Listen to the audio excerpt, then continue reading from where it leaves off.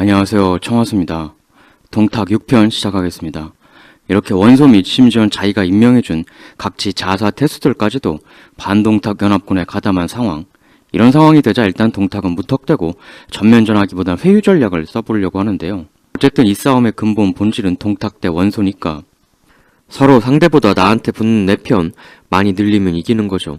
그래서 동탁은 여기저기 군웅들에게 사신을 보내 그에 대한 회유에 나섭니다.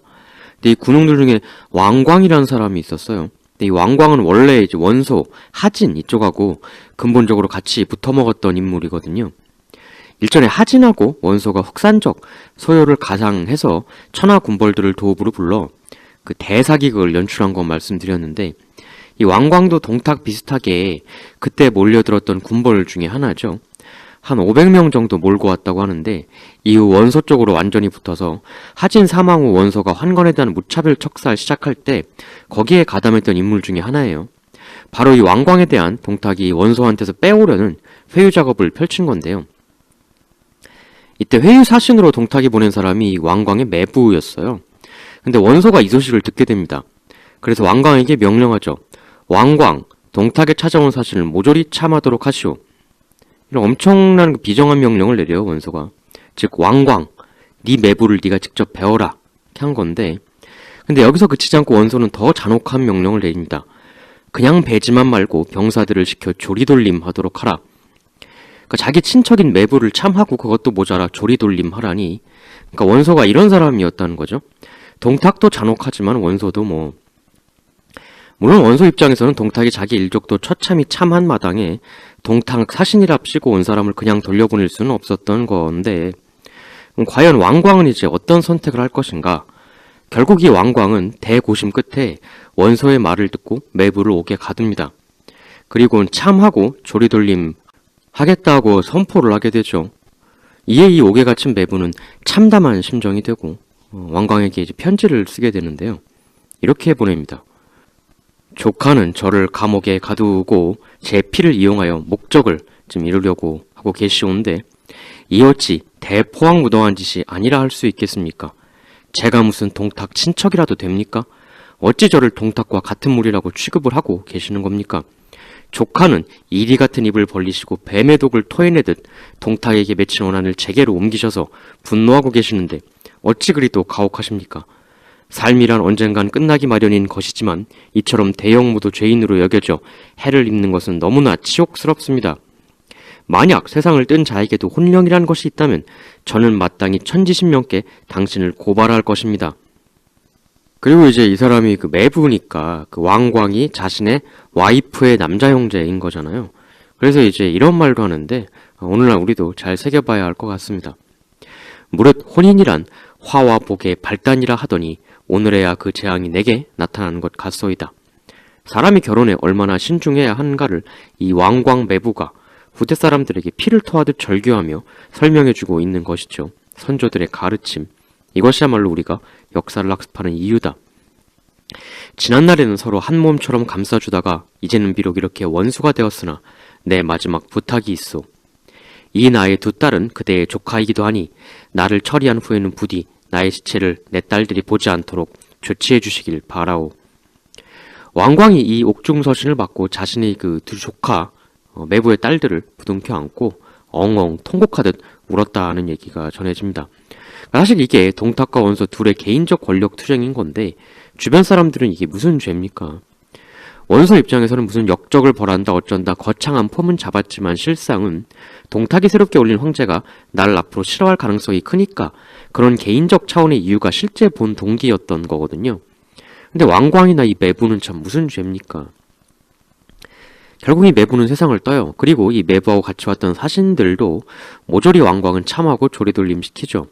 이 조리돌림이라는 거에 대해서 좀 얘기해보면 그냥 처형하는 거를 넘어서 굉장히 처참하게 정신적 명예적으로 상처를 주는 형벌이었죠. 참수한 수급을 병사들에게 돌아가면서 모욕을 준다 이런 거니까 처참한 거죠. 이외에도 참수 외에 그냥 명예형으로서 행해지던 조리돌림도 있었죠. 조선시대 같은 때 보면 이제 그 죄수 등에다 북을 지게 하고 포졸이 그 북을 팡팡 치면서 동네 사람들에게 그 죄인의 죄상을 막 시끄럽게 고하는 거죠. 또 고려태조 왕건이 자기 장수들 중에 이제 그 전원한테 넘어간 항복한 장수들이 있었어요. 이 분노한 왕건은 이 항복 장수들의 가족을 전부 붙잡아다 조리돌림 시킵니다. 며칠 동안 조리돌림을 처참하게 시키고 처형을 했죠. 이런 짓을 이제 원소와 왕광이 하니까 그러니까 이쯤 되면 동탁도 더 이상 참을 수가 없죠. 동탁은 당연히 대분노하게 되는데요. 이 왕광하고 동탁은 결국 한판 둘이 붙은 기록도 있습니다. 여기서 동탁은 아주 현란한 전술을 펼치는데 이 동탁이 굉장히 잔머리가 좋은 사람이라고 말씀드렸지 않습니까? 기만 전술에도 능하고 과거 이민족들하고 싸울 때도 포위된 상태에서 물고기 잡는 척하다가 싹 도망가는 기만 전술 기록 소개해드린 적도 있는데 여기서도 기만책을 씁니다. 의병 전술, 즉 진짜 나의 군사적 움직임을 감추고 속이는 페이크 부대를 운용하는데 이 페이크 부대를 왕각 쪽으로 싹 보내는 척하면서 왕광 부대가 그쪽으로 집중하게 만들었다가 몰래 뒤로 정예병을 은신기동시킵니다. 그래서 왕광 군수의 뒤를 기습적으로 찔러서 아주 참담하게 박살을 내죠. 이 정사 동탁전에 따르면 왕광이 대파하여 부대가 거의 몰살되었다라고 나오는데요. 근데 이 일의 발생 순서가 왕광이 그 동탁 사신 조리돌림한 것보다 오히려 전투가 먼저였다 이렇게 보기도 하는데, 근데 전투 후에 왕광 부대가 거의 전멸에 가깝게 괴멸되었다라는 기록이 있는 걸로 봐서 조리돌림 후에 동탁이 분노의 보복을 가한 것 같기도 하고, 아니면 왕광이 대패를 당하고 분노해서 매부고 뭐고 그냥 다 사신 처단한 뭐 그런 거라고 볼 수도 있는데, 근데 얘기 흐름상으로는 동탁이 회유 사신을 보냈다가 그 사신들이 뒤통수 조리돌림 당하고 분노해서 왕광을 타격했다 이렇게 보는 게 얘기 흐름으로는 조금 더 말이 되는 것 같기도 해요. 그러니까 보면 우린 이 동탁이 그냥 무식하게 뭐 막무가내로 막 창칼 휘둘러 대기나 한 미친놈이라고 알고 있는데, 대개 보면 패턴이 먼저 손 내밀고 근데 뒤통수 얻어맞고 배신당하고 뒤늦게 분노하고, 그러니까 결국 분노의 창칼을 휘두르는 건 맞는데 순서상 손을 먼저 내밀었다가 대망신 당하고 나서 계속 휘두르고 있단 말이죠. 원소 같은 경우도 황제 교체권을 어떻게 보면 대면 대화에서 사전 동의를 얻으려고 하다가 원소가 냅다 튄 거고, 근데 그 이후에도 또 원소를 회유하려고 바레테수 자리도 동탁이 직접 임명해주고 근데 또 뒤통수 맞고, 이 왕광도 동탁이 임명했던 사람인데 또 이렇게 반동탁 연합에 가담했던 소식을 듣고도 또 한 번 기회를 줘서 매부 보내서 회유하려고 하고, 근데 이렇게 또 조리돌림으로 뒤통수 맞고, 뭔가 동탁 패턴이 좀 이런 게 계속 반복입니다. 그러니까 동탁이 주먹을 휘두른 건 맞지만 결코 처음부터 다짜고짜 휘둘러댔던 사람은 아니었다는 거죠. 늘상 일단 믿어줌, 배신당함, 그래도 한 번 더 믿어줌, 또 배신당함, 분노의 보복, 근데 다른 사람을 또 믿어줌, 이 패턴을 수없이 여러 사람들에게 지속 반복했던 게 동탁입니다. 심지어는 그의 최후마저 그랬죠. 그 여포, 왕윤, 이 두 사람을 정말 믿었었거든요. 동탁이. 나중에 또 설명드리겠지만 인생의 마지막 순간까지 남을 믿고 또 믿다가 그것 때문에 종말을 맞이하게 된 동탁. 이게 참 바보 같아 보일 수 있죠. 있는데 또 이런 면도 있어요. 3,000명의 사람이 우린 본래 서량 사람이지만 동탁님 가시는 곳이라면 그게 병주든 낙양이든 어디든 끝까지 따라가겠습니다. 이렇게 만든 힘, 결국 이 힘을 씨앗으로 나라 최고 자리에 한때 올랐던 거 아닙니까? 이게 가능하게 했던 힘은 바로 이 믿어주는 철저한 믿음, 우선주의 경영, 믿음의 리더십이랄까? 배신당할지언정 믿겠다. 배신당할 가능성 따윈 생각지도 않고 일단 믿어주겠다. 여포든 왕윤이든. 당연한 얘기지만 믿음을 얻으려면 믿어줘야 하는 거죠. 대부분 우리는 상대방을 믿지 않으면서, 자기는 남을 믿지 않으면서 상대만 자기를 믿어주길 바라지 않습니까? 또 상대방에게는 믿음의 증거를 요구하면서 내가 널 뭘 보고 믿어? 증거 대봐. 이러면서 정작 자신은 아무 증거도 제시 못하면서 무턱대고 나를 믿고 사랑해달라고 하죠. 이게 일반적인 사람들의 행동 양식인데 동탁은 그랬던 것 같지는 않아요. 비단 수천 피를 그냥 척척 부하들한테 나눠주고, 이게 보통 사람이 할 수 있는 일입니까? 아싸리 전종처럼 집안이 워낙 대부자면 모를까 동탁은 자기도 가난한 집안 출신이었거든요. 아니 부하들이 비단만 먹고 튀면 어떡해요. 근데 그냥 준단 말이에요. 일단 자기가 돈이 많은 것도 아닌데. 정말 대단히 배포가 큰 사람이거나 아니면 사람을 믿는 거야말로 가장 수익률 큰 투자라는 걸 아는 사람이거나, 그러니까 누군가를 믿는다는 게 리스크도 크지만 수익률도 엄청나죠. 유비 보세요. 동탁 보세요. 믿음의 수익률. 째짜게 무슨 수익률 5% 8% 이런 거 아니지 않습니까? 나라를 먹잖아요. 비단 몇천 필 그걸 나라하고 바꾼 거잖아요. 동탁은. 어마어마한 수익률 아닙니까? 이런 수익률은 무슨 투자자문회사 같은 데 맡겨가지고는 절대로 나올 수가 없는 수익률이죠. 믿음의 수익률. 별 볼 일 없는 가문 출신인 동탁과 그의 변방 패밀리가 거기까지 올라가게 된 힘은 바로 여기서 나왔던 게 아닐까. 그래서 이제 동탁의 전략은 일단은 회유예요. 상대가 아무리 안 이꼬어도 일단 내 사람으로 만들려는 노력을 한다. 포용적 태도. 그 대표적 사례가 손견이 있죠. 우린 보통 연희만 보고 동탁이 손견한테 손 내밀고, 근데 정의로운 손견이 악인 동탁의 사신한테 호통쳐 내쫓았다. 그런 구도로만 인식을 하는데, 원래 손견하고 동탁은 동탁이 정권을 잡기 훨씬 이전부터 오랜 악연이 있던 사람이에요. 동탁이 정권 잡고 반동탁 연합 일어나고 이게 이제 189년, 190년 이때의 일인데, 손견과 동탁의 악연은 185, 6년까지로 거슬러 올라갑니다. 동탁의 안방 서량에서 그때 난이 일어나는데요. 바로 변장과 한수의 난입니다. 이 변장이라는 인물이 우리에게 익숙치가 않은데 원래 본명은 변윤이에요. 근데 조정에서 이 사람이 지명수배를 받아서 그걸 피하기 위해 이름을 바꿨다고 하죠. 사실 이건 한수도 마찬가지죠. 한수도 원래 이름은 한약이었어요. 이걸 조정의 수배를 피하기 위해 한수로 바꾼 건데, 이 계명듀오가 난을 일으켰다는 거죠, 서량에서. 근데 이 변장도 그렇고 한수도 한 조정에 대해 반란을 일으켰다는 건데, 이게 좀 묘한 게 이들 뒤에는 강족 세력이 있었고, 그 강족의 리더 중에 북궁백옥이라는 사람이 있었습니다. 사료를 뒤져보면 변장 한수는 이 강족 리더 북궁백옥이 뒤에서 부추겨서 혹은 그 압박에 못 이겨 한 조정을 배신하는 난을 일으켰다, 이런 식으로 나와요. 그러니까 변방의 군벌로서 상황에 따라 한 조정에 붙기도 했다가 주변 다른 민족에게 붙기도 했다가 왔다리 갔다리 했다는 거죠. 이들이 강족이랑 붙어먹고 한을 공격하자, 이에 요격대로 나선 것이 바로 동탁이었는데요. 일단 한 번은 동탁이 멋진 승리를 거둡니다.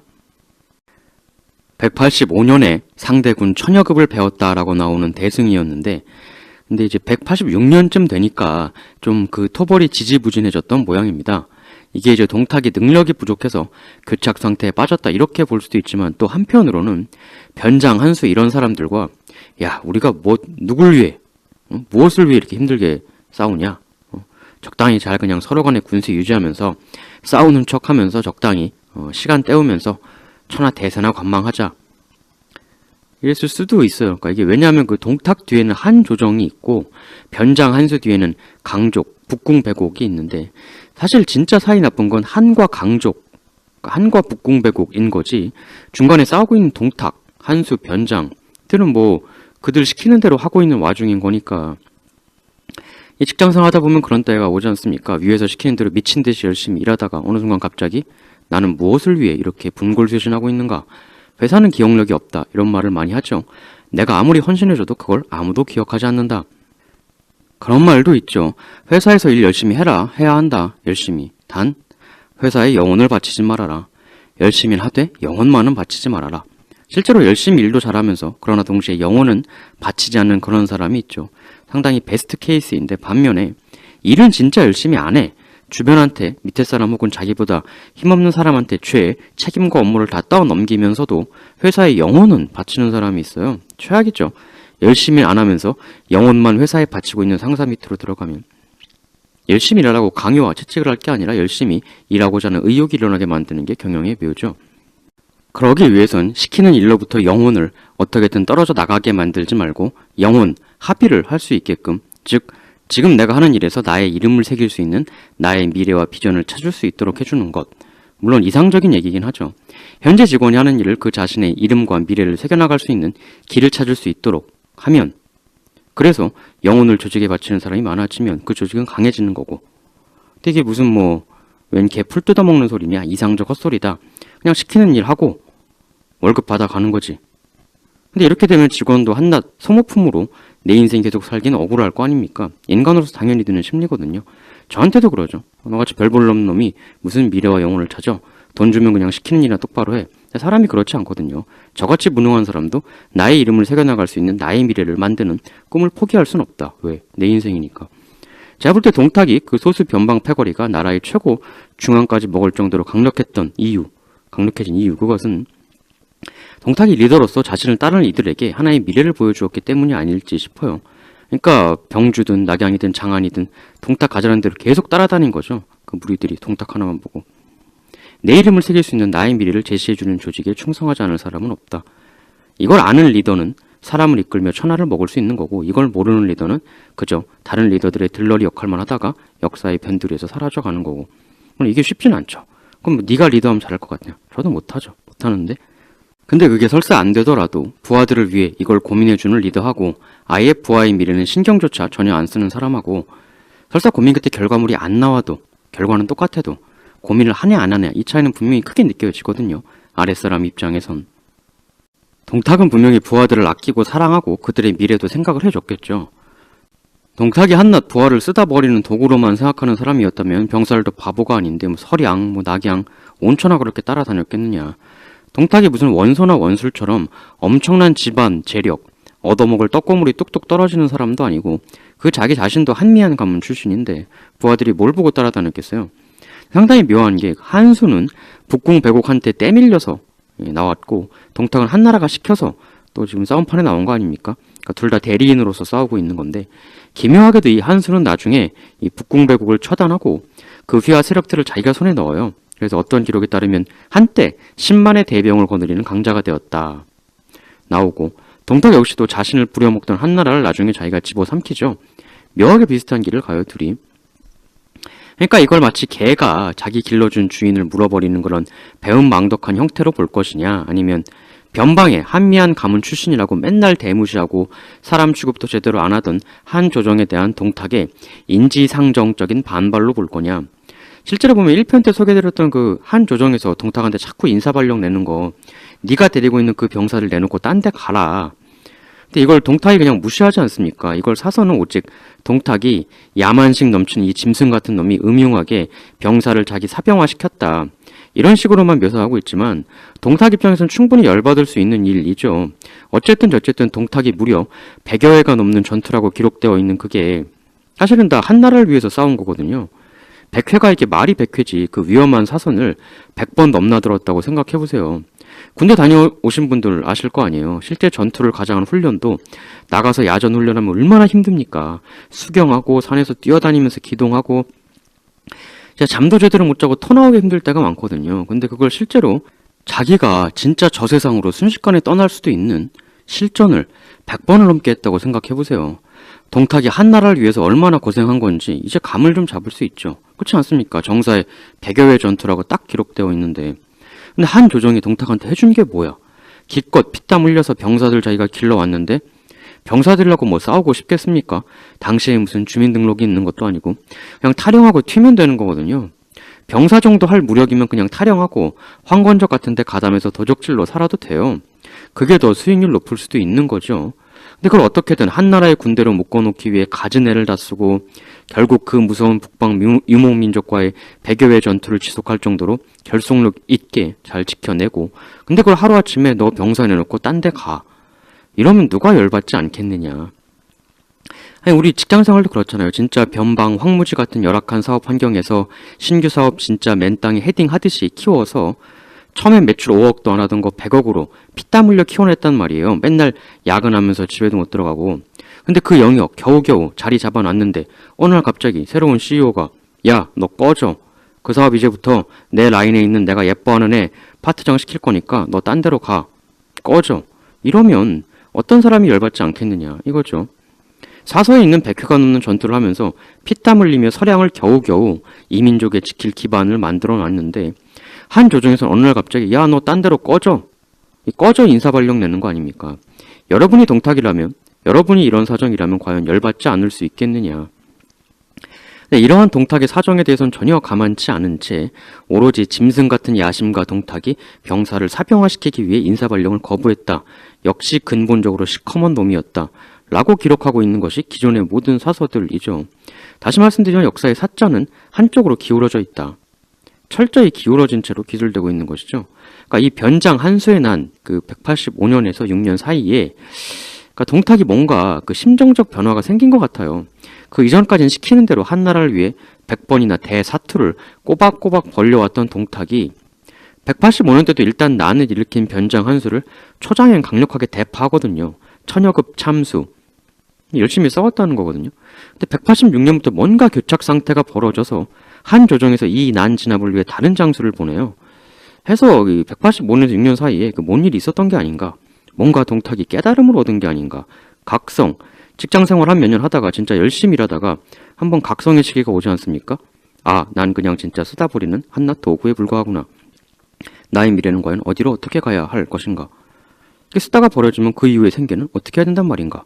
어떻게 해야 버려지고 난 후에 나는 굶어 죽지 않을 수 있을까? 이런 고민을 한단 말이죠. 저도 그렇습니다. 늘 불안해요. 늘 미래가 무섭고. 당대 후한말 사회가 철저한 기득권들 사회였단 말이죠. 대지주, 호족, 채무, 원술 이런 애들. 걔들 청률 추천제 카르텔에 저항하고 나온 게 환관 정치인데 사실 이것도 환관한테 뇌물 주고 간직하는 건데 당연히 나쁜 거죠. 근데 뇌물을 준다는 것 자체는 이미 부자라는 거거든요. 장량한테 뇌물을 줬던 게 예전에 말씀드린 맹달 아버지 맹타처럼 맹타도 부자였죠. 근본적으로. 그러니까 뇌물을 준다는 것 자체가. 근데 하도 뇌물 바치는 사람이 많으니까 야 이거 내 뇌물만 가지고는 안 되겠다. 그래서 장량 하인들한테 돈을 줘서 내가 가면 나한테 엎드려 절 좀 해달라. 그렇게 해가지고 주변 사람들이 그걸 보고 야 맹타 저분은 장량 집안하고 엄청난 커넥션이 있나 보다 해서 장량한테 뇌물 주는 사람이 하도 많아 경쟁률이 심하니까 맹타한테 뇌물 줘서 맹타통에 연결하길 원하게 만드는 그런 전략을 쓰지 않습니까? 동탁 같은 합리한 집안 사람이 집에 소도 한 마리밖에 없었던 거기다 변방 출신이라는 무시와 서름 이걸 딛고 일어서기 위해서 무예도 말 달리는 말에서 양쪽으로 스위치 히터처럼 화를 그냥 양쪽으로 팡팡 쏠 정도로 전륜의 무공을 쌓고 100번의 피땀 흘리는 사투를 통해서 출세 좀 해보려고 있는데 그렇게 엄청난 전공을 올리지만 돌아오는 건 이상한 견제성, 인사발령뿐. 당대 원서 같은 청리들 추천제라는 게 그렇거든요. 결국 인맥발이니까. 인맥경영이라는 게 그렇지 않습니까? 피땀 흘려서 어떤 사람이 해당 지역 혹은 해당 자리를 좀 좋게 만들어 놓으면 완전히 개털 보직에서 꽃 보직으로 피땀 흘려 만들어 놓으면 인맥발 좋은 금수저 걷다 꽂고 거기 열심히 개척한 사람을 또 다른 데로 보내버리고 어쩌면 동탁이 관직 생활을 하면서 느꼈던 억울함은 그런 종류의 것은 아니었을까. 기존, 호족, 청류 기득권들에 대한 동탁의 그런 괴로움. 그러니까 186년에 변장 한수하고 동탁하고의 짬짬이가 성립이 된 게 아닌가. 어차피 동탁도 한수 뒤에 있던 강족하고 원래 바베큐 파티를 할 정도로 친했으니까 커뮤니케이션이 되고 한수랑도 커뮤니케이션이 됐을 수가 있죠. 야, 우리가 뭐 하려고 이렇게 피 터지게 싸우냐? 누굴 위해서? 이래서 이제 교착 상태가 되니까 한 조정에선 새로운 인물을 그리로 추가 파견을 하게 된 거죠. 실제로 나중에 동탁이 정권 잡고 장안으로 옮겨서 거기서 있을 때 북궁백옥 해치우고 마등과 함께 강력한 서북면 군벌이 된 한수를 동탁이 장안으로 불러요. 와서 나랑 함께 하자. 그래서 한수가 예 동탁 형님 가겠습니다 해가지고 마등하고 손잡고 같이 동탁한테 갑니다. 그러니까 당시에 한수 동탁이 한판 붙긴 했지만 중도에 그들 사이가 좋아진 어떤 일이 있었다고 볼 수 있는 정황이기도 하죠. 그래서 이제 동탁과 한수가 서로 짬짬이 의혹 미적미적 되니까 이제 당시에 그 지역에 같이 가 있던 사람이 장온, 주신 이런 사람들인데 그 밑에서 부장으로 활약했던 사람이 바로 손견이었습니다. 그래서 동탁이 처음엔 좀 싸운 것 같다가 나중에 미적되니까 장온이 열받아가지고 동탁을 자기는 쪽으로 좀 오라고 소환을 해요. 장온이 상관이었거든요. 여기서 동탁이 상관이 오라면 제각 가야 되는데 안 가고 굉장히 오랜 기간 동안 이 호출 명령을 씹습니다. 그러다 한참 지나서야 이제 민기적거리면서 장온한테 가는데요. 여기서는 장원이 동탁한테 아주 막 심하게 뭐라고 합니다. 자식이 말이야 상사가 오라면 올 것이지 어쩌고 저쩌고 하면서. 근데 여기서 정사에 보면 이 책망에 대해 동탁의 응대함이 불손하였다라고 나와 있어요. 그러니까 장원이 막 뭐라고 하는데 동탁이 예 제가 잘못했습니다 이렇게 안 하고 말대답을 좀 했거나 아니면 너는 떠들어라 난 모르겠다 이랬던 모양인데 이 동탁의 모습을 옆에서 보면서 엄청나게 분개했던 게 바로 손견입니다. 동탁이 자리를 뜨고 나서 손견이 바로 장원에게 다가가 이렇게 말하는데요. 아니 동탁 저자는 대체 뭐하는 작자입니까? 건방진 동탁은 자기 죄를 두려워하진 않고 되려 거만하게 큰소리치고 있지 않습니까? 이게 대체 무슨 일입니까? 특히 명백한 소환령을 내렸는데 제때 오지 않았으니 이는 군법에 의거해 참수해야 할 형벌입니다. 장원 장군님 동탁을 참수하십시다. 손견이 여기서 왜 이렇게 나서서 동탁을 못 잡아먹어서 안달인지 그 이유는 사서에는 잘 나와 있진 않은데 정말 자기 상사에 대한 경외심이 강해서 그 상사한테 대드는 동탁을 그냥 봐줄 수가 없어서 그랬던 건지 아니면 그런 것도 있거든요. 보통 상사하고 부하가 싸우면 그 옆에 있던 또 다른 부하가 아니 부장님 박대리 저거 왜 저래요 저거 아니 어디를 하늘 같은 선배한테 저거 좀 뭔가 제대로 조치 좀 해야 하는 거 아닙니까? 부장님 고생하시는 거 몰라서 저러나 저 박대리 저거 응? 왜 저래 쟤? 좀 혼 좀 내야 되는 거 아니에요? 손 봐줘야 되는 거 아니에요? 막 이러면서 이게 이제 다른 사람을 활용한 아부죠. 뭐 이런 차원의 그 손견의 그 3쿠션 아부였던 건지 어떤지. 근데 이 동탁 참수를 강하게 주장하는 손견에 대해 장호는 이렇게 답합니다. 동탁이 그래도 농과 촉 지방에서 엄청난 위명을 드러낸 사람 아닌가? 지금 동탁을 참한다면 우리 군이 서북 지역에서 대체 누굴 의지할 수 있단 말인가? 그러니까 동탁이 그간 서량 지역에서 숱한 전투로 세운 업적이 하도 대단하고 그가 닦아온 세력이 필요하니까 장원도 함부로 못하겠다 이거죠. 근데 이에 대해 손견은 분노의 진언을 계속합니다. 공께서는 친히 나라의 병을 거느리고 천하의 위험을 떨치실 수 있는데 어찌해서 동탁 따위에게 힘입으려 하십니까? 동탁이 한 말을 살피건대 공을 용납하지 않고 상관을 가벼이 보고 무례하게 하였으니 이것이 그의 첫 번째 죄입니다. 또 변장과 한수가 바로한 지 여러 해가 되었는데 마땅히 때에 맞춰 진군에 토벌했어야 하는데 동탁은 그렇게 할 수 없었다고 이 핑계 저 핑계 운운만 하며 군의 사기를 꺾고 주변에 의욕만을 키웠으니 이것이 두 번째 죄입니다. 짬짬이 한다 이거죠. 그리고 임무를 받고도 이룬 공이 거의 없었음에도 불구하고 그에 따른 소환에도 제깍 오지 않고 버티며 되려 위세등등한 모습을 보이며 스스로를 높여대기만 하니 이 죄가 그 세 번째입니다. 옛날의 명장들은 부월에 의지하여 군중에 임해 이러한 동탁 같은 작자는 늘 단호히 참수하여 위험을 보이지 않은 적이 없었습니다.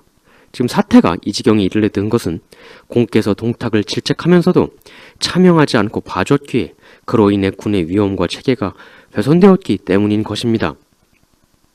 근데 손견이 이렇게 강하게 푸시를 해도 장호는 이렇게 답할 뿐이었습니다. 손견, 그대는 그만 돌아가도록 하게. 자꾸 이러면 동탁에 의심만 더 사게 되네. 결국 손견은 털레털레 자기 막사로 되돌아갔는데 손견의 이 참호는 온 동네방네 소문이 다 납니다. 무지하게 큰 목소리로 다들 이게 떠들어댄 모양이죠. 해서 정사 손견전엔 손견이 동탁의 죄 세 가지를 꾸짖으며 장훈에게 참수할 것을 권했다는 것을 듣고 감탄하지 않은 이가 없었다라고 나와 있습니다. 실제로 강표전엔 나중에 동탁이 천하 대권을 잡자 손건이 그때 장훈이 내 말을 들었다면 오늘 조정에 이런 대란은 없었을 텐데 라며 가슴을 치고 탄식했다라고 나와 있어요. 근데 이렇게 얘기가 쫙 퍼졌던 것은 결국 이 동탁을 해치우려는 손견의 행동이 당사자인 동탁 귀에도 들어갔다는 거겠죠. 이 동탁 입장에선 자기를 해하려 했던 손견이 그야말로 천하 대원수처럼 느껴졌을 텐데 근데 그럼에도 불구하고 놀라운 건 나중에 동탁이 손견한테도 같은 편이 되자고 손을 내밀었다는 거죠. 물론 이에 대해서 손견의 무력이 워낙 강해서 무서워서 그랬다라고 볼 수도 있지만 그것도 일정 부분 사실이죠. 하지만 이는 정치인 동탁이라는 인물이 그냥 우리가 알고 있는 다짜고짜 다 척사라고 무력만 휘두르는 그런 무식한 사람이 아니라 상대가 누구라도 설사 이전에 자기를 심지어 없애려고 했던 사람이라도 그를 자기 편으로 안으려고 하는 유연함이 있는 사람이었다는 거죠. 즉 무식하게 무턱대고 참살부터 자행했던 사람이 아니다. 오히려 무식하게 밑도 끝도 없이 사람을 마구 해치우고 다닌 건 손견 쪽이 더 가깝죠. 사실 손견이야말로 진짜 리얼 갱스터죠. 손견이 동탁하고 사는 곳은 서량과 강동, 완전 극과 극으로 멀리 떨어진 사람인데 그래서 동탁을 처음부터 그렇게 싫어했는지도 모르겠는데 자기랑 워낙 문화가 다르니까. 근데 이제 이렇게 반동탁 연합군이 태동을 하니까 손견도 기회는 찬스다 해서 자기도 병을 일으키지 않습니까? 해서 강동부터 해가지고 쭉 위로 북성에 올라가는데 여기서부터 손견이 아주 거칠 것 없는 그야말로 리얼 갱스터의 모습을 보여주죠. 쭉 올라가다가 이제 형주에서 당시 그 형주 자사가 왕예라는 사람이었는데 정사 손견전에 보면 이렇게 나와요. 형주 자사 왕예는 평소 손견을 무례하게 대했는데 손견이 병을 이끌고 형주를 지나가면서 그를 죽였다. 그러니까 자신에게 무례하게 했다고 그냥 자사건 뭐건 그냥 바로 그냥 죽여버렸다는 거죠. 그래도 명색이 자사면 어쨌든 조정에서 임명받은 당대 지방관으로서는 거의 최고위급 인물인데 그냥 내 맘에 안 든다고 그냥 자기가 거느리던 갱스터 무리들이 끌고 그냥 가서 밑도 끝도 없이 없애버렸다는 거예요. 여기에 대해서는 조금 사연이 더 있죠. 그러니까 오록에 따르면 이런 사연이 나오는데 오록에 이르길 왕예는 앞서 손견과 함께 영릉과 계양에 도적을 함께 공격했는데 손견은 무고하니라 언행이 몹시 가벼웠다. 왕예가 거병하여 동탁을 치고자 했을 때에 이르러 본래 무릉태수 조인과 서로 사이가 매우 안 좋아 마땅히 자기가 먼저 그러니까 왕예가 먼저 조인을 죽이려고 떠들어대곤 했다. 이에 조인이 두려워서 거짓으로 문서를 만들어 사자를 보내 광록대부의 경문인양 선견에게 보내 왕예의 죄에 대하여 설명하고 그를 엄벌하라는 뜻을 전달했다. 선견이 곧 경문을 받들자 병사를 이끌고 왕예에게 갔다. 왕예가 성 위에 올라 선견군이 오는 걸 바라보더니 사람을 보내 대체 저들이 무엇 때문에 이리로 오고 있는지 물어보게 했다. 이때 선견군 선봉의 병사가 답을 했다. 우리 병사들이 오랫동안 힘써 전투를 치러왔는데 그간 얻은 것으로는 우리 입을 의복조차 만들기 힘든 실정입니다. 오늘 이렇게 오는 건 자사님께 약간의 군수품을 빌리고자 함일 뿐입니다. 이 말을 전해 듣고 왕예는 이렇게 말합니다. 내 명색이 자사가 되어서 어찌 그런 군수품 조금을 아끼려 들겠는가? 허나 없는 걸 어쩌란 말인가? 정이 그리 생각한다면 어서 안으로 들어와 살펴보라고 일러라. 참 사람을 못 믿어도 유분수지. 그래서 성문이 열리고 선견군이 안으로 들어와요. 선견도 안으로 들어오는데 창고로 가는 게 아니라 왕예 있는 대로 그냥 불쑥 걸어 들어갑니다. 이에 황당한 왕예가 묻죠. 아니 이보시오 선태수. 당시 장사태수였으니까요. 병사들이 군수품을 구하러 왔다고 들었으만 댁은 무엇하러 이렇게 창고로 안 가고 나한테로 오는 거요? 이러니 선견이 대답을 합니다. 실은 왕예 그대를 주살하라는 경문을 받았소. 이 말에 어처구니 없어하는 왕예는 이제 이렇게 묻습니다. 아니 내가 대체 뭔 죄를 저질렀단 말이오? 선견이 이렇게 말해요. 가만히 틀어박혀 앉아 세상 상황 돌아가는 걸 그리 아는 게 없으니 그게 죄가 아니고 무엇이겠소이까? 결국 여기서 왕예는 쇠를 깎아 만든 독주를 마시고 세상을 뜨고 말았다라는 거죠. 그러니까 이게 문관이었던 왕예가 선견을 무관이라고 좀 무시하고 놀리고 했다는 건데 그거에 감정이 상해 있던 차에 그 조인이 위조 경문을 보내니까 그건 빌비로 그냥 밀고 들어가서 해치웠다는 거죠. 근데 당시 선견이 장사 태수니까 왕예가 위계설상 상관이거든요. 자사니까. 그냥 기분 나쁘다고 상관을 밑도 끝도 없이 없애버린 거예요. 정말 후한 말기 근본도 뭐도 없어진 군웅들의 대아수라장 난세를 상징하는 사건이자 본격 대왕의 시대가 아닌 대갱스터 시대를 열어젖히는 상징과도 같은 작은 사건 중에 하나죠. 그러니까 상관에게 건방졌다는 이유로 동탁을 차명하라고 했던 손견의 말이 이런 걸 보면 자기 행동을 보면 좀 앞뒤가 안 맞죠. 동탁은 그래도 부르면 오긴 오고 뭐 늦긴 했지만 와서도 퉁명스럽게 대들었을 뿐 정도였던데 반해 손견은 대드는 게 아니라 그냥 상관을 가서 없애버리잖아요. 그러니까 손견이 뭐 동탁한테 윗사람한테 무례하다 어쩌다 말할 계제는 아니죠.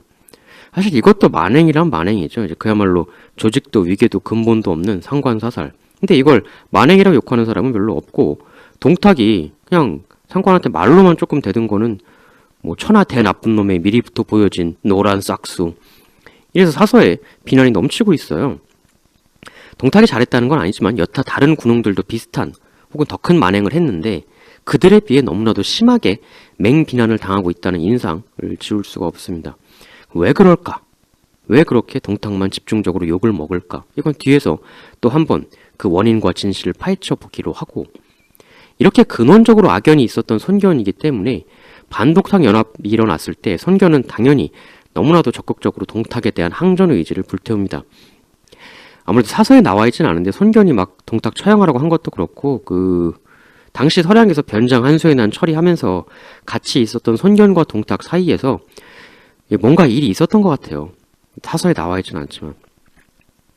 그러니까 형주의 왕예를 처치한 손견은 계속 쭉 북상을 하는데 남양에 이르렀을 때는 그 군세가 무려 수만에 달할 정도로 불어 있었다라고 합니다. 그리고는 그렇게 밀고 올라온다는 걸 당시 남양태수 장자라는 사람이 듣게 되는데 무시무시한 군세가 온다는 소식을 듣고도 장자는 일단 태연하게 그냥 있었다고 해요. 근데 참새가 방앗간을 그냥 지나칠 리 없고 이미 천하무적 거칠 것 없는 갱스터가 돼 있던 손견은 이 장자도 건드리기 시작하는데 이 손견의 장자에 대한 습격 내용은 사서에 따라 몇 가지 버전이 나눠져요. 일단 정사 손견전 보시죠. 남양을 지나던 손견이 우선 소와 술을 장자에게 보내 예를 표하니 장자가 다음날 또한 담례하러 손견에게 갔다. 맞이한 손견은 장자와 술자리를 가지고 술이 돌면서 자리가 무르익었는데 이때 갑자기 밑도 끝도 없이 장사군의 주부가 연회장에 들어와 손견에게 고하기 시작했다. 이전에 남양에 문서를 보냈는데 도로는 수리되어 있지 않고 군수품은 갖추어져 있지 않았소이다. 바라옵건대 남양군의 주부를 잡아들여 그 이유를 국문하심이 옳을 줄 아뢰오. 갑자기 이런 얘기가 나오자 장자는 몹시 두려워하며 얼른 다시 자기 본영으로 되돌아가고자 했으나 순식간에 사방의 손견 군사들이 그를 에워싸니 나갈 수가 없었다. 조금 있다 아까 그 장사주부가 다시 돌아와 손견에게 또 고하니 남양태수가 동탁을 치는 의병을 지체하게 하여 때에 맞춰 적을 토벌하지 못하게 하였으니 청컨대 군법에 따라 태수 장자를 조치하시기 바랍니다. 이에 손견은 벼락같이 명령을 내려 장자를 묶어다가 때려내치고 마구 국문하여 결국 참수해버립니다. 그야말로 걸리기만 하면 밑도 끝도 없이 없애버리는 손견이었는데요. 동탁을 치러 올라간다는 미명하에 그냥 밀고 올라가면서 닥치는 대로 생태계 파괴 물고기 베스처럼 죄다 먹어치우는 손견이었죠. 이외에 다른 계략을 썼다는 얘기도 있는데요. 영웅기에 따르면 일단 손견, 남양에 도착해서 먼저 그 동탁을 치러 올라가니 장자에게 이동신 먹을 군량을 보내달라 이렇게 요청을 합니다. 근데 장자 옆에 강기라는 사람이 손견제 군량 주지 마세요 이렇게 건의를 해가지고 안 줘요. 그래서 이제 손견이 여기에 앙심을 품었다 이 얘기인데 오록에 보면 여기서 좀 이어지는 듯한 얘기가 나오는데요. 손견이 이렇게 이제 남양에 이르게 되자 장자는 자기가 일전에 군량을 주지 못했던 것 때문에 손견을 보고 싶어 하지 않았다라고 합니다. 하여튼 이렇게 장자가 그 다가오는 손견 때문에 전전긍긍하고 있었는데 이때 갑자기 이상한 소식이 장자의 진영으로 날라들어요. 손견이 갑자기 엄청난 중병에 걸렸다라는 소식이었죠. 해서 손견 막사에는 막 무당 불러다가 살풀이 굿하고 난리를 핍니다. 이 희소식을 들은 장자는 거참 잘 됐군 하면서 웃고 있었는데 갑자기 손견의 사신이 장자에게로 찾아옵니다. 그래서 하는 말이 태수님, 저희 손견 장군님은 지금 매우 위독하신 상태로 더 이상 삶을 지속하시기가 힘드실 것 같습니다. 여기에 대해 장자가 이제 마음에도 없는 소리를 하죠. 그런 안타까운 일이 있나? 부디 차도가 있으셔야 할 텐데 이러면서. 근데 이 다음에 손견 사신이 놀라운 이야기를 하는데요. 해서 말씀입니다만 장태수님, 저희 손견님께서는 여기서 이렇게 우리 수만 대군의 부대를 해체하는 것보단 이 군대를 장자님께 맡겨 동탁 토벌과 천하 안정을 위해 써주시면 좋겠다는 그런 뜻을 표명하셨습니다. 어떻습니까? 병중에 우리 손견님을 한번 방문하셔서 늦기 전에 이에 대한 논의를 좀 더 해보심이 어떠실런지요? 여기에 대해 이제 장자는 아주 이게 웬 떡이냐 했다고 해요. 해서 손견이 세상을 뜨기 전에 확실하게 확답을 받으려고 보병 500여 기만을 거느리고 손견 막사로 바로 달려갑니다. 가서 병사들을 밖에 납두고 이제 손견이 그 누워있는 처소로 들어가게 되는데요. 손견은 침상에 누워서 머리끈 동여 매고 끙끙 앓고 있었죠. 이에 장자는 좋아 죽을 것 같은 속마음을 숨기고 손견에게 이렇게 말을 겁니다. 어허 손공 어찌 일이 되셨소이까? 어서 빨리 털고 일어나 쾌차하셔야지요. 근데 장자가 이 가식적인 말을 함과 동시에 갑자기 손견이 자리를 박차고 벌떡 일어나더니 침상 옆에 있던 검을 뽑아 바로 장자에게 겨누며 오록에는 장자의 잘못을 여기서 크게 꾸짖고 바로 잡아다 끌어내어 참수해버렸다라고 되어 있습니다. 그러니까 제대로 된 페이크였던 거죠.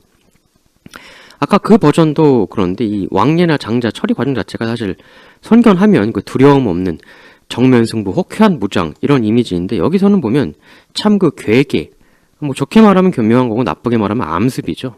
이 잔머리 계략으로 승리를 거두는 모습이에요. 결국 이렇게 형주와 남양의 수정을 턱턱 제거해버린 손견은 계속 전진 노양성에 이르러 드디어 원술과 합류하게 됩니다. 손견은 여기서 사실상 형주란 남양을 들어다가 원술에게 갖다 바친 그 격이 됐고 원술 밑으로 들어가게 되죠. 이후에 손견은 형식적으로 그 원술 휘하의 부장으로서 활약을 하게 됩니다.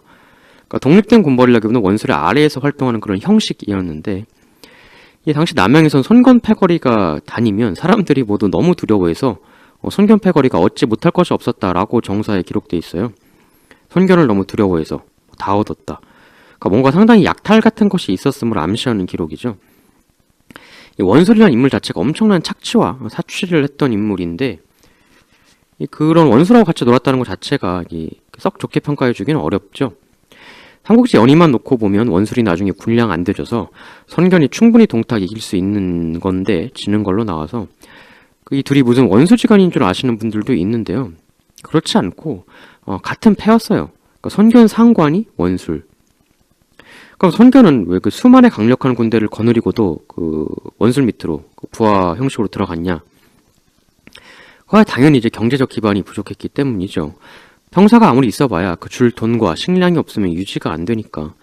손견도 동탁처럼 그렇게 부유한 호족 가문 출신이 아니라 상당히 자수성가에 가깝게 일어선 신흥 군벌이었기 때문에 실제로 나중에 원술이 잠깐 그 군량을 안 보내주는 일이 벌어지긴 합니다만, 이걸로 당시 선견은 엄청난 무력을 갖췄을 때 그걸 지탱할 만한 경제력이 없었고 그걸 해결하기 위해 원술과 손을 잡았다라는 걸 알 수 있죠. 여튼 이렇게 자기한테 온 손견을 원수는 예주자사 8호 장군으로 임명합니다. 그리고 이 원술의 지원을 바탕으로 손견은 자신이 예전부터 그토록 싫어했던 동탁과 일전을 겨루기 위해 군을 정비하죠. 사실상 반동탁 연합 그 군내에서 가장 적극적인 움직임을 보인 사람, 어떻게 보면 거의 유일한 적극적인 움직임을 보인 사람, 심지어는 원소보다도 더 그랬던 사람이 사실은 손견이라고 보아야 합니다.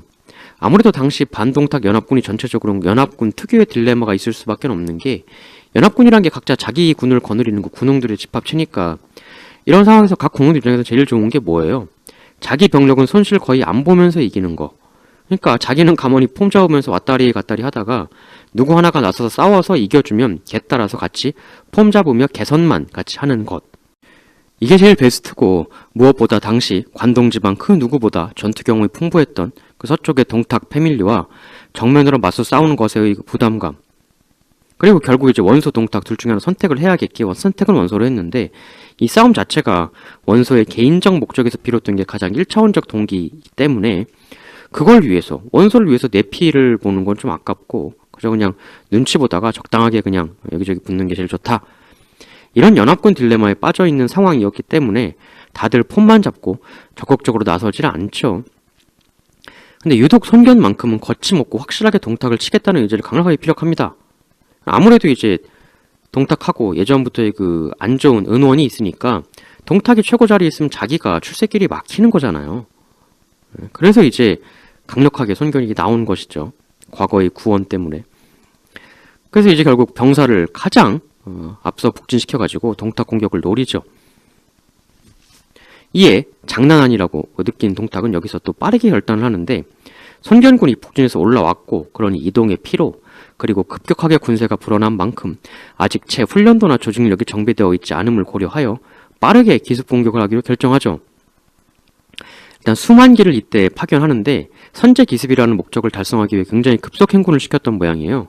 그러니까 수만기가 비슷하게 당도한 게 아니라 개중 정예 경기병 수십 명이 먼저 손견군이 있는 곳에 빠르게 먼저 당도를 했다고 합니다.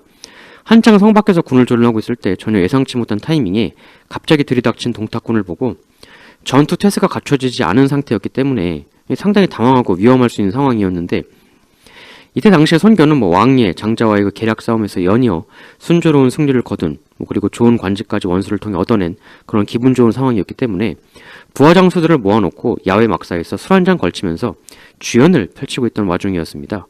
이때 동탁의 경기병이 모습을 드러내기 시작했다는 보고를 갑작스레 받게 된 손견은 먹던 술을 그냥 계속 마시면서 부하 장수 한 명에게 따로 지시를 내리는데, 전 부대에게 경거망동하지 말고 지금껏 하던 진영을 정돈하라고 해라.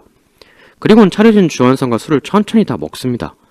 그 와중에 이제 처음엔 수십 명이었던 동탁의 기병 보병은 서서히 하나씩 이제 도착하게 되어 드디어 군세가 많이 모이게 되는데요. 그제서야 손견은 술자리를 파하고 천천히 부대 내로 돌아와 진영을 그대로 유지한 채로 성적으로 서서히 퇴각을 명령합니다. 이에 정사 손견전에는 동탁의 군대가 손견의 군사들이 매우 정연한 것을 보고는 감히 공격하지 못하고 이내 군대를 이끌고 되돌아갔다라고 돼 있어요. 그러면서 손견은 당시 술자리에서 자신의 행동에 대해 이렇게 말하는데요.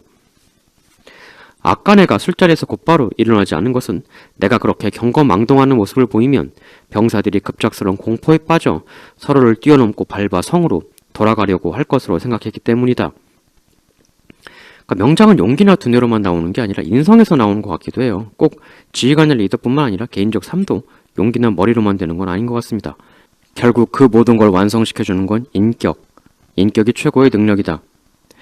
이후에 정사를 살펴보면 손견이 깜짝 기습을 받은 후 주둔지를 옮깁니다.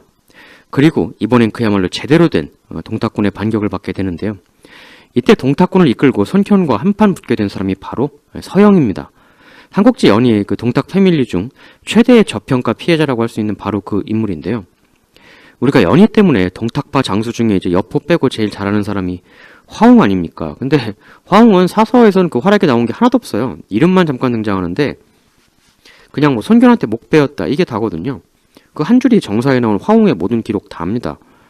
삼국지 연의에서 뭐 엄청난 포스로 나오고 오히려 서영이 안습으로 나오죠.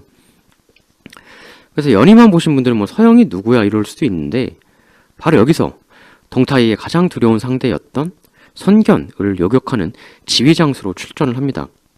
사실 아까 왕광을 시원스럽게 격파한 동탁군의 그 전과 역시도 서영의 공이라는 얘기도 있어요. 이걸 보면 동탁군 가장 유능했던 부장이 아닐까 싶은데 여기서 이제 선견과 서영이 이제 그 매치업을 벌이는데요. 후한서에 나온 기록을 보시죠. 이때 장사태수 손견이 예주의 여러 군현의 병사들을 이끌고 동탁을 토벌하려 했다. 동탁이 그 전에 장수 서영과 이몽을 4번 출전시켜 노략질을 했다. 서영이 손견을 양에서 조우하여서 전투를 벌려서 손견을 격파하고 영천태수 이민을 사로잡아 팽영에 처했다. 이 전투가 정사 손견전에 좀 더 구체적으로 묘사가 되는데 손견이 동쪽으로 옮겨 주둔하였다가 동탁군 서영에게 크게 공격을 받으니 손견과 수십 기만이 포위를 뚫고 겨우 탈출했다. 손견은 항상 붉은 두건을 쓰고 있었는데 이에 두건을 벗어 주위에 있던 장수 조무에게 이를 쓰게 하였다. 동탁의 기병들이 다투어 조무를 추격하니 그래서 손견은 샛길로 탈출할 수 있게 되었다. 그 연의를 보면 조무가 손견님 그 두건을 제게 주십시오. 제가 뒤집어 쓰고 동탁군을 반대 방향으로 유인하겠습니다. 뭐 이런 멋진 충성의 모습을 보여주는 걸로 나오잖아요. 근데 정사 기록을 그 문자 액면 그대로 보면 그 조무가 달라고 한 게 아니라 손견이 뒤집어 씌웠다는 거죠. 과연 이때 두건을 옮겨 씌우는 자기 상사 손견을 보며 조무는 무슨 생각을 했을지 싶은데 그럼 이 두건을 쓴 조무는 그 어떻게 되었느냐? 정사 기록을 좀 보시죠. 그럼 연이랑은 달라요. 조무는 손견의 두건을 받고 상황이 곤경스러워지자 일단 말에서 내린 후 두건을 무덤 사이 기둥에 씌운 후 거기에 불을 놓은 뒤 풀 속에 숨어 엎드렸다. 동탁의 기병들이 이것을 바라보고는 여러 겹으로 포위하고 다가갔는데 가까이 가서야 그것이 기둥임을 알고 다시 물러났다. 연의에서는 조무가 두건 제게 주십시오 하고 반대 방향으로 말달리다가 동탁군을 맞이해서 내가 손견이다 나한테 와라 이렇게 장렬히 싸우다가 전사한 것으로 나오잖아요. 특히 거기서 이제 한당 황계 정보 조무에서 손견군의 무슨 사천왕처럼 묘사가 돼가지고 게다가 뭔 쌍검의 달인 이렇게 나오지 않습니까? 그래서 어릴 때 이 장면을 보면서 그 조무에 대해서 아주 그 인상이 깊었던 기억이 나는데 근데 역사의 실상은 조무가 두건 달라고 한 게 아니라 손견이 야 이거 너 써 하고 뒤집어 씌운 거고 그 두건을 받고 조무가 순간적으로 대고민을 하다가 길가에 웬 기둥에 두건을 씌우고 불 지른 다음에 자기는 풀숲에 숨어서 결국은 목숨을 보전했다는 거죠. 그럼 이 이후에 조무는 어떻게 되었느냐? 돌아가서 아주 크게 승진하고 중용되었느냐? 그러지 않고 이때 이후로 그냥 역사에서 사라져버립니다. 이 이후에 정사 어디에서도 조무의 이름은 등장하지 않아요. 그래서 이렇게 얘기하시는 분도 있죠. 자기가 살려고 부하한테 두건을 뒤집어 씌우는 손견을 보고 조무가 정남이가 떨어져서 영광이고 출세고 뭐고 직장생활이란 게 이런 거구나. 헌신하다 헌신짝 된다. 이 그 21세기 직장인들이 깨닫는 것과 같은 깨달음을 얻고 정계를 떠나 그냥 시민으로서의 삶을 살거나 아니면 농민 같은 게 된 게 아니냐. 뭐 이런 게 아니냐는 얘기가 있죠. 근데 그 어떻게 보면 손견의 목숨을 구해준 건데 그 기둥 페이크하고 풀숲에 숨든 어쨌든 한번 돌아가서 상 달라고 해보지 뭐 이럴 수도 있는데 이게 참 그래요. 그 조직생활 하다 보면 좋은 상사도 있지만 나쁜 상사도 있어서 이 나쁜 상사들은 자기가 부하한테 아주 큰 신세를 지지 않습니까?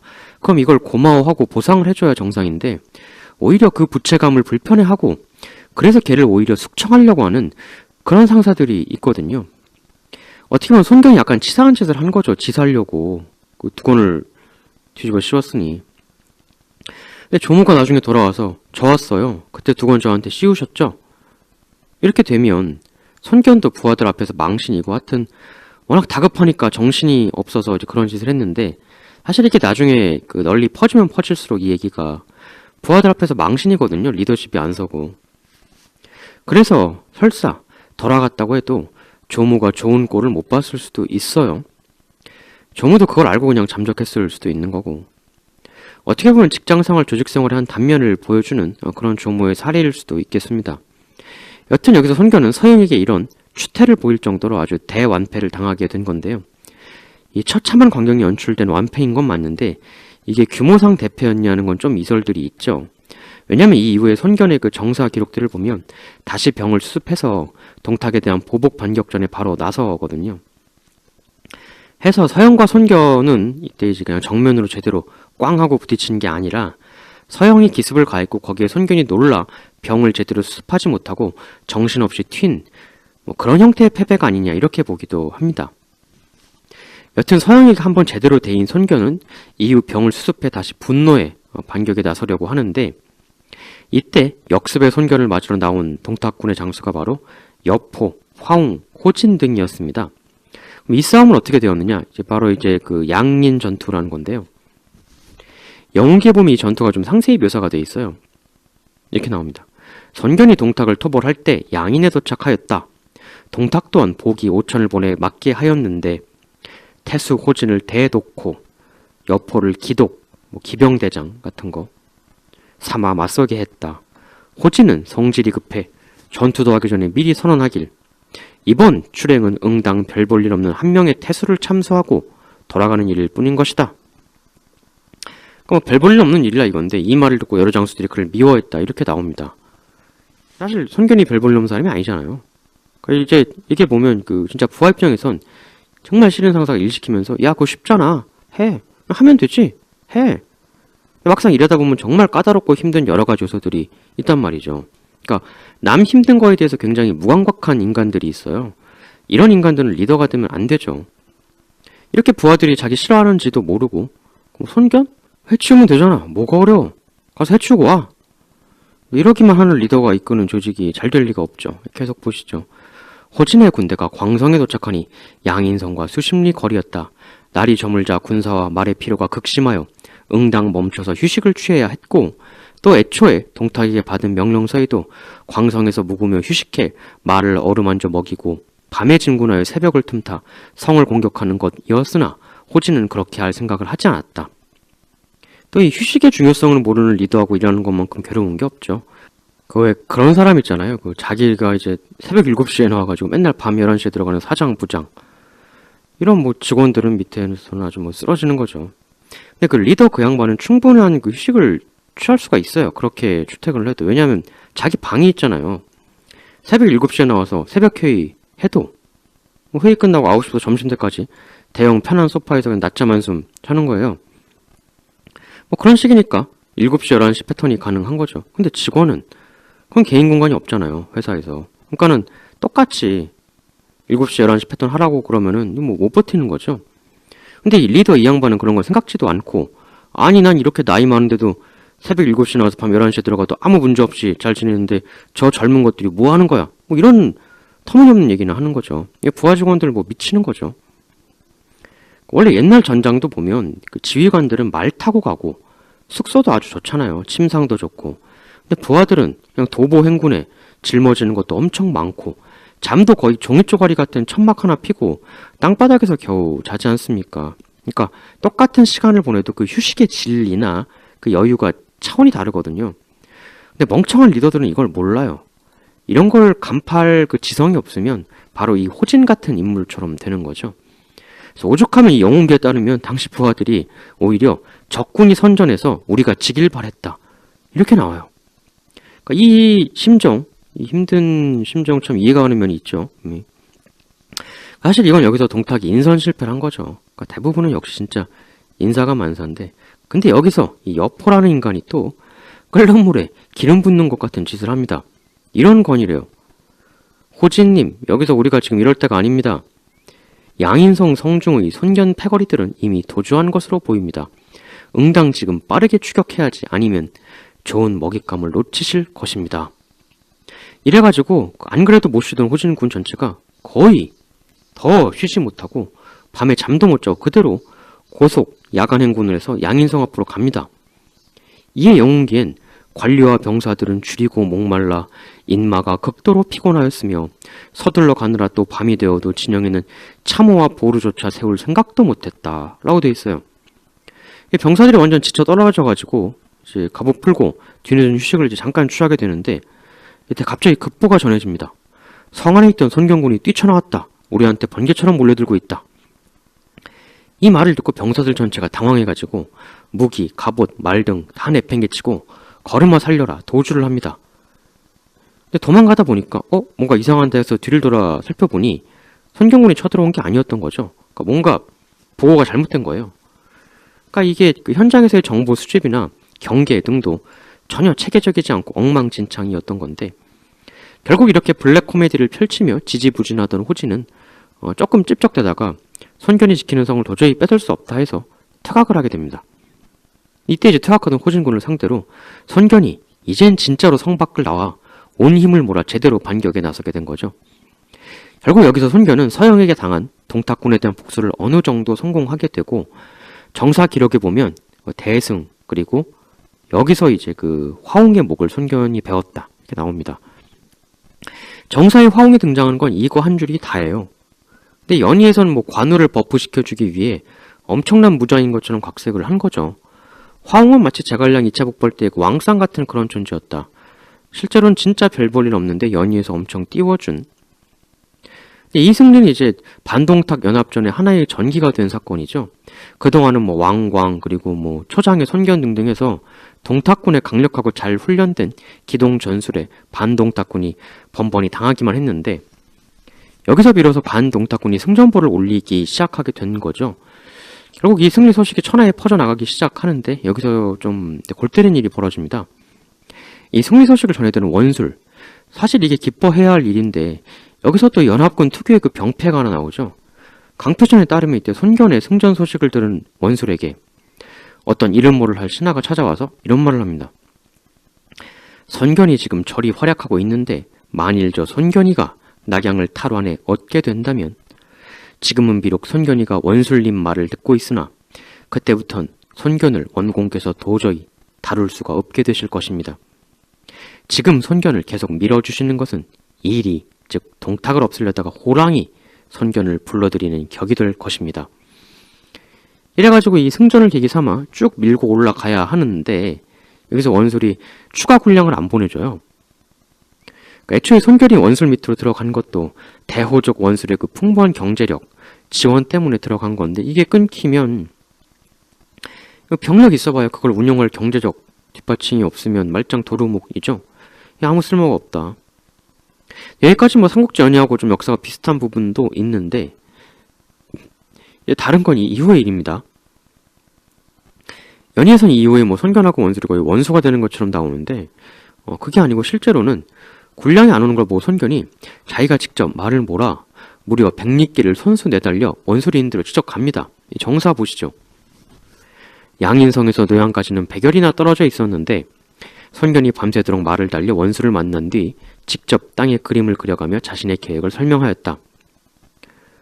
손견도 강편현에 보면 이렇게 말을 했다고 해요. 그때 이제 직접 한 말이 큰 공운의 승리가 목전에 달려있는데 군량이 이어지지 않으니 이것은 오기가 선하에서 탄식하며 온 까닭이요 아기가 수성에서 하늘 남기건과 뭐가 다르겠습니까?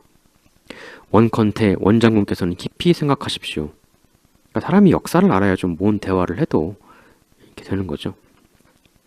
그리고 손견의 이 잽싼 조치로 인해서 원술은 다시 군량 공급을 재개합니다. 역시 오해가 있을 땐 얼굴 보고 얘기해서 푸는 게 최고예요. 이렇게 해서 결국 둘 사이는 풀렸어요. 원수가 아니라. 그리고 손견은 여세를 몰아 낙양으로 계속 밀고 들어가죠. 상황이 이렇게 되니 동탁은 여기서 얘의 그 포용, 포섭 전술을 다시 꺼내듭니다. 한때 자신을 처형하려고까지 했던 손견에게 손을 내밀게 된 동탁이었죠. 이때 동탁 쪽에 설득 사저로 갔던 사람이 바로 이각이에요. 사신으로 간 이각은 손견에게 이런 제안을 합니다. 선장군, 우리랑 손을 잡읍시다. 만일 우리 손을 잡아주신다면 선장군의 자제들을 전부 자사, 태수, 군수로 싹 다 임명해 드리겠소. 여기에 손견은 이렇게 답합니다.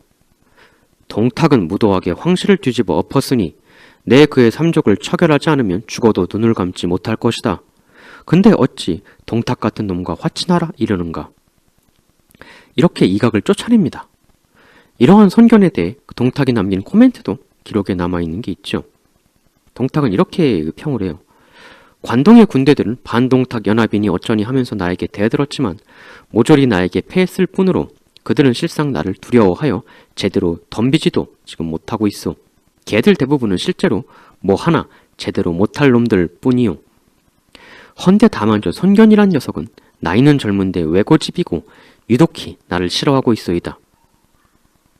이에 동탁 옆에서 그 말을 듣고 있던 유해라는 신하가 이렇게 말합니다.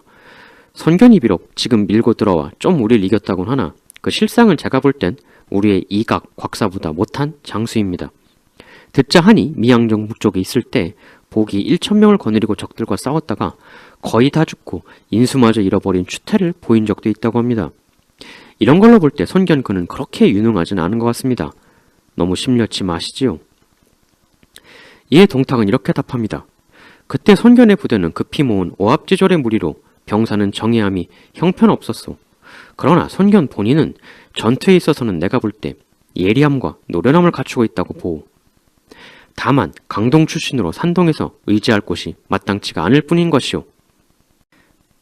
그렇군요. 근데 지금 산동에 여타 다른 군웅들은 끼케야 어린아이 같은 작자들일 뿐으로서 현재 백성들을 핍박하고 약탈하여 노략질과 반역만 저지르고 있습니다.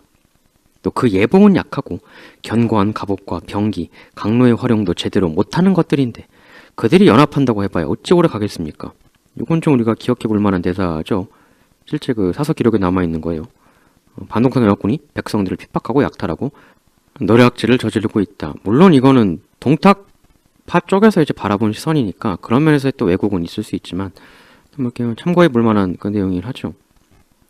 근데 이에 대해서 동탁은 또 이렇게 말합니다. 그렇소. 귀공 말대로요. 해서 다른 조문애기들은 상관없고 오직 원소, 원술, 그리고 유표와 손견 이들만 제거할 수 있다면 천하는 쉽게 내 것이 될 것이오. 그러니까 뭐 연희에선 실제와 다른 18로 재운이 어쩌니 해도 당시 반동탁 연합에서 실제로 제대로 움직이는 세력은 원소, 원술, 손견 이 정도가 다였다는 거죠. 능력으로 보나 의지로 보나. 그래도 가장 무서운 손견이 지금 상승세를 타고 있으니 또 원수를 설득해 군량까지 다시 확충하게 된 손견은 거침없이 승세를 몰아 이제 그 낙양의 구십리 근처까지 진군해 오게 됩니다. 그럼 이 이후에 그 이야기는 또 동탁 7편에서 마저 더 이어나가도록 하겠습니다. 예, 그리고 그 마지막에 그들 하는 그 위인들의 그 명언 시간인데요. 오늘은 그 버틀런트 러셀 경의 이야기를 가져와 봤습니다. 그분이 이제 자신의 삶에 대해서 이렇게 회고하시는 그 내용인데 조금 깁니다. 그래서 굳이 듣고 싶지 않으신 분들은 안 들으셔도 될 것 같은데요. 쭉 한번 말씀을 들어보죠. 나는 무엇을 위해 살아왔나? 단순하지만 누를 길 없이 강력한 세 가지 열정이 내 인생을 지배해왔으니 사랑에 대한 갈망, 지식에 대한 탐구욕, 인류의 고통에 대한 참기인 등 연민이 바로 그것이다. 이러한 열정들이 마치 거센 바람과도 같이 나를 이리저리 제멋대로 몰고 다니며 깊은 고뇌의 대양 위로 절망의 벼랑 끝으로 떠돌게 했다. 나는 사랑을 찾아 헤매었다. 그 첫째 이유는 사랑이 희열을 가져오기 때문이다. 얼마나 대단한지 그 기쁨의 몇 시간을 위해서라면 남은 여생을 모두 바쳐도 좋으리라 종종 생각했다. 두 번째 이유는 사랑이 외로움, 이 세상 언저리에서 저 깊고 깊은 차가운 무생명의 심연을 들여다보며 몸서리치도록 만드는 그 지독한 외로움, 그걸 덜어주기 때문이었다. 마지막으로 성인들과 시인들이 그려온 천국의 모습이 사랑의 결합 속에 있음을, 그것도 신비롭게 축소된 형태로 존재함을 발견할 수 있었기 때문이다. 이것이 내가 추구한 것이며 비록 인간의 삶에서 찾기엔 너무나 훌륭한 것인지도 모르지만 어쨌거나 나는 결국 그것을 찾아냈다. 내가 똑같은 열정으로 추구한 또 하나는 지식이었다. 나는 사람들의 마음을 알아보고 싶었다. 하늘의 별이 왜 반짝이는지 알고 싶었다.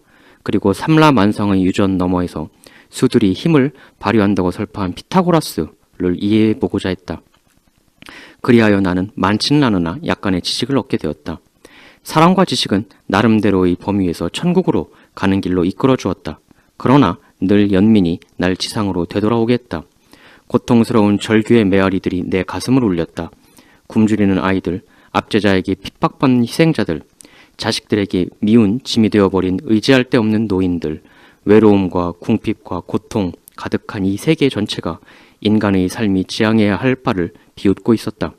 고통이 덜어지기를 갈망하지만 그렇게 하지 못해 나 역시 지금 고통받고 있다. 이것이 내 삶이었다. 하지만 나는 그것이 살만한 가치가 있다는 것을 알았으므로 만일 기회가 주어진다면 기꺼이 다시 살아볼 것이다.